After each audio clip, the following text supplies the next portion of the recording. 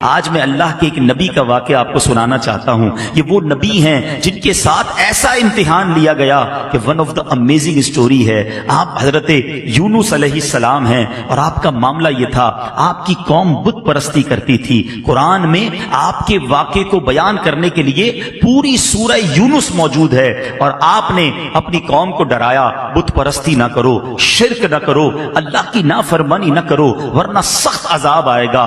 قوم کہتی کہ وہ بت پرستی کرتی تھی، آپ کی بات مانتی نہ تھی۔ آخر کار آپ کی قوم کو آپ نے کہہ دیا بس اب عذاب آنے ہی کو ہے، کسی وقت بھی عذاب آ جائے گا، اب اللہ کی طرف سے عذاب آنے والا ہے۔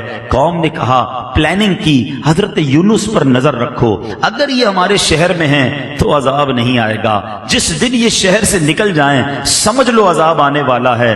کمال کا عقیدہ تھا، بتوں کو پوچھتے تھے مگر دل میں یہ بھی جانتے تھے یہ اللہ کے نبی شہر میں رہیں گے، اللہ عذاب نہیں بھیجے گا۔ بہرحال آپ ایک رات تشریف لے گئے، قوم کو پتہ چل گیا، بادل بھی آ گئے، کالی بدلیاں بھی آ گئیں، عذاب کے جو آثار تھے وہ نمودار ہو گئے۔ اب قوم نے کیا کیا، ساری قوم میدان میں جمع ہوئی، ننگے سر اب اللہ کی بارگاہ میں رونے لگے، جس پر ظلم کیا تھا اس سے معافی مانگنے لگے، اب جس کا قرضہ دینا تھا اس کے قرضے لوٹا دیے۔ بچے، بوڑھے، عورتیں روتے روتے اللہ کی بارگاہ میں دعا کرنے لگے، یا اللہ اب معاف کر دے، عذاب نہ بھیجیو، بت پرستی سے توبہ کرتے ہیں، حضرت یونس پر ایمان لے آئیں گے، اے اللہ اس بار عذاب کو ٹال دے۔ اتنا گڑگڑائی قوم، اتنا گڑگڑائی قوم کہ سبحان اللہ وہ آتا عذاب واپس چلا گیا۔ ادھر حضرت یونس علیہ السلام باہر شہر سے یہ سوچ کر چلے گئے تھے کہ جب میں واپس آؤں گا اس قوم نے تباہ ہو جانا ہے،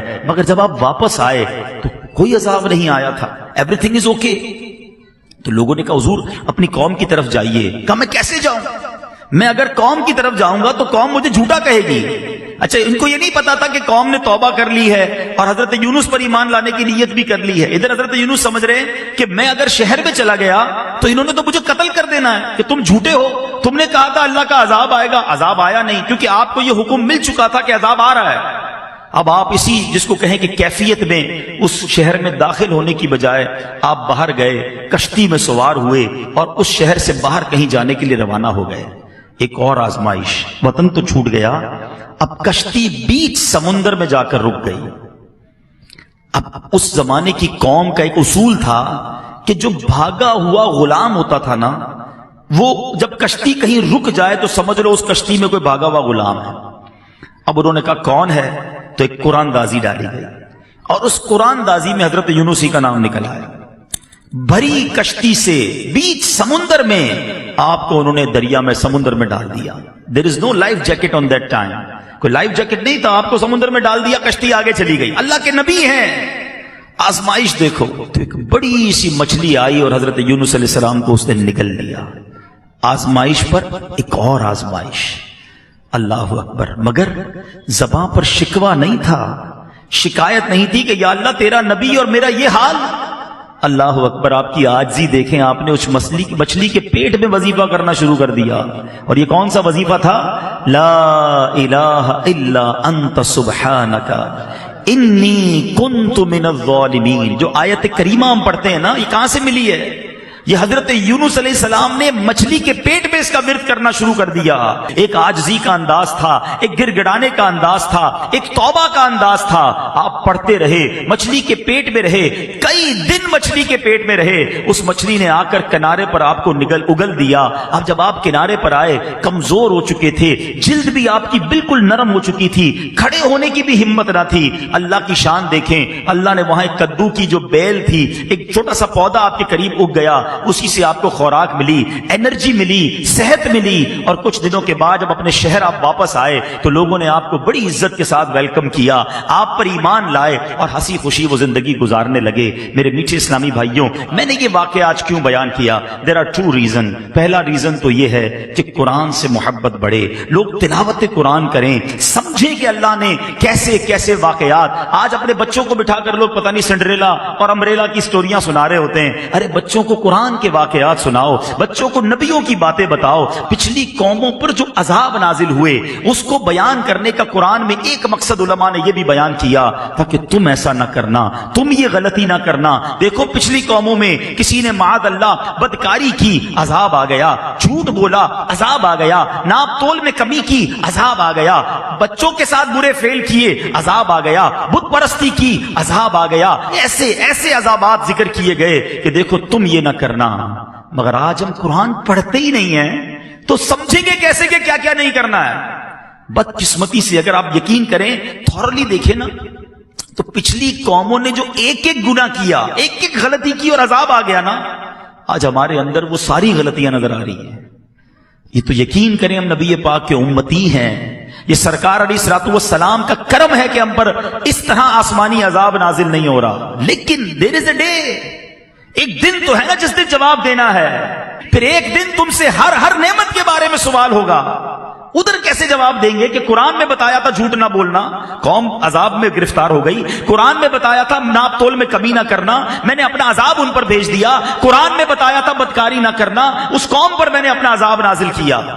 پڑھتے تو جواب دیں گے نا، تو پلیز یوں نہ کرو، قرآن سے دوستی کیجیے، قرآن کو تھام لیجیے، قرآن پر عمل کیجیے، یقین کریں لائف بہترین ہو جائے گی۔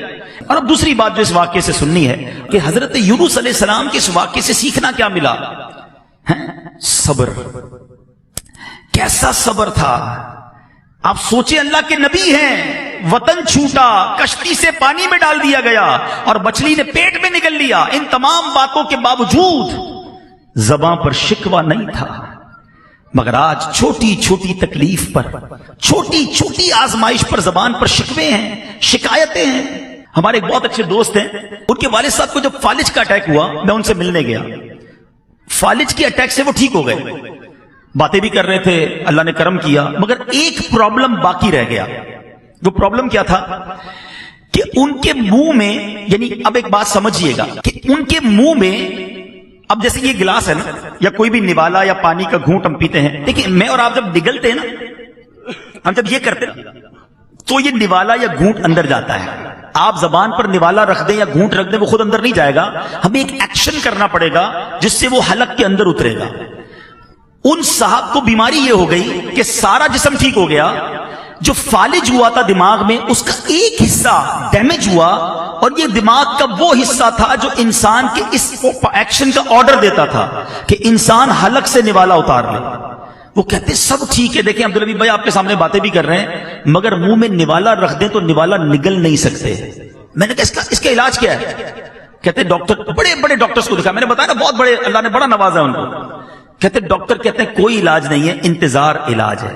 اللہ کی شان ہے کہ دماغ جو ہے نا، یہ خود تھوڑے عرصے بعد ایک اور پارٹ آف دا برین کو آرڈر دے گا کہ اب تم یہ کام کرنا شروع کر دو، پھر وہ یہ کام شروع کرے گا تو ان کا نوالا اترنا شروع ہو جائے گا۔ 15-20 دن، مہینہ گزرا، میں نے پوچھا اب ابو کی طبیعت کیسی ہے؟ کہہ رہے ابو بالکل ٹھیک ہو گئے، نوالا اترنا شروع ہو گیا ہے۔ یار آپ سوچیں کہ میں اور آپ جو ہر نوالا کھا رہے ہیں، ہر گھونٹ پی رہے ہیں، اس میں اللہ کی کتنی بڑی نعمت ہے ہمارے ساتھ۔ لوگ نوالا نہیں اتار پا رہے جن کو یہ بیماری ہے۔ خدا را قدر کرو رب کی نعمتوں کی، شکوہ نہ کیا کریں۔ پریشانی چھوٹی سی آتی ہے اور ہم شکوہ شکایت کا دفتر کھول دیتے ہیں۔ بات تھوڑی سی صوفیانہ ہے، بڑی باریک ہے، لیکن آپ سمجھیں گے تو بہت گہری بات ہے۔ ایک شخص حضرت رابعہ بصری رضی اللہ تعالیٰ عنہ کے پاس سے گزرا، سر پر اس نے پٹی باندھی ہوئی تھی۔ آپ نے کہا کہ یہ پٹی کس چیز کی باندھی ہے؟ کہ حضور سر میں درد ہے اس لیے پٹی باندھی ہے۔ کمال کی بات کہی۔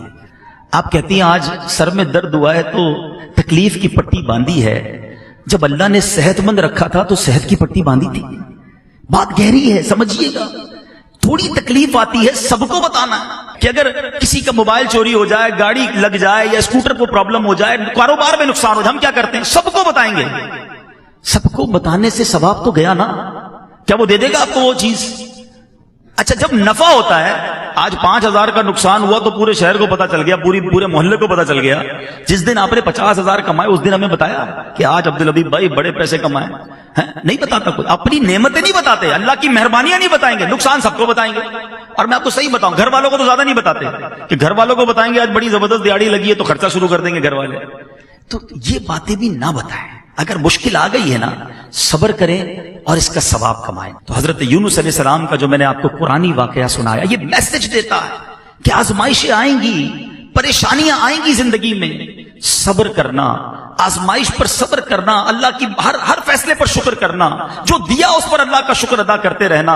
قرآن میں رب نے وعدہ فرمایا ہے تم میرا شکر ادا کرو میں تمہیں اور عطا فرماؤں گا. آپ شکر تو کریں، جو بھی دیا اس پر شکر کریں. جو میں نے کہا نا کہ ہم جتنے بھی لوگ بیٹھے ہیں ہم سے زیادہ پریشان ہیں، لوگ مصیبت میں ہیں. ایک بزرگ کے بارے میں آتا ہے کہیں روڈ پہ جا رہے تھے، پیر میں جوتے نہیں تھے، کہا یا اللہ جوتے ہی نہیں دیے مجھے. تھوڑی دیر ہوئی تو برابر سے ایک بندہ نکلا جس کے پیر ہی نہیں تھے. کہا یا اللہ معاف کر دے، مالک پیر تو دیے، تیری مہربانی. جب بھی یہ احساس ہونا کہ میں کچھ لوگوں سے پیچھے رہ گیا ہوں، میرے پاس کم ہیں چیزیں، اپنے سے کمتر کو دیکھ لینا، زبان سے شکر نکلے گا. اللہ مجھے اور آپ کو صبر کرنے والا بنا.